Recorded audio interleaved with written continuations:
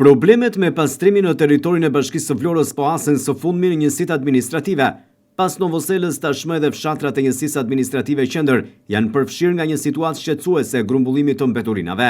Shkak për këtë është përfundimi i kontratës me kompaninë private të pastrimit, e cila deri më tani mbulonte këto zona me shërbim të dedikuar. Mungesa e një operatori ka krijuar një vakum që po ndihet çdo ditë më shumë nga banorët. Prej më shumë se një jave në disa fshatra të njësisë administrative, kontenierët janë mbushur përtej kapaciteteve, ndërsa mbeturinat po depozitohen në mënyrë të pakontrolluar pranë rrugëve dhe banesave. Kjo po shkakton jo vetëm shqetësim vizual dhe aromë të rëndë që favorizon përhapjen e insekteve dhe brejtësve, por edhe një situatë mjedisore problematike.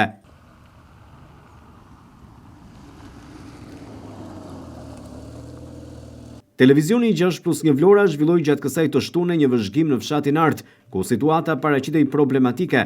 Në disa zona të fshatit u nvuren grumbull mbeturinash të pambledhura, ndërsa banorët shprehen pakënaqësitë e tyre, duke u shprehur se prej ditësh askush nuk është kujdesur për pastrimin.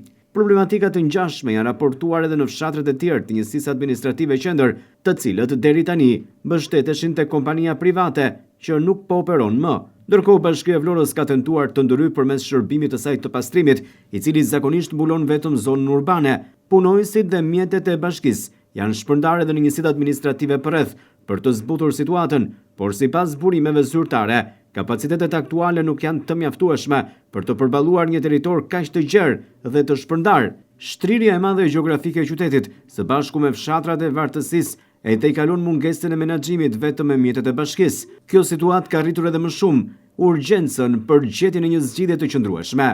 Banorët kërkojnë rikthimin e menjëhershëm të shërbimit të rregullt të pastrimit, derisa të shikohet një zgjidhje përfundimtare. Problematika pritet të mbetet një sfidë e përditshme, si për banorët, ashtu edhe për strukturat e pastrimit, të cilat aktualisht po operojnë në kapacitete të tejkaluara.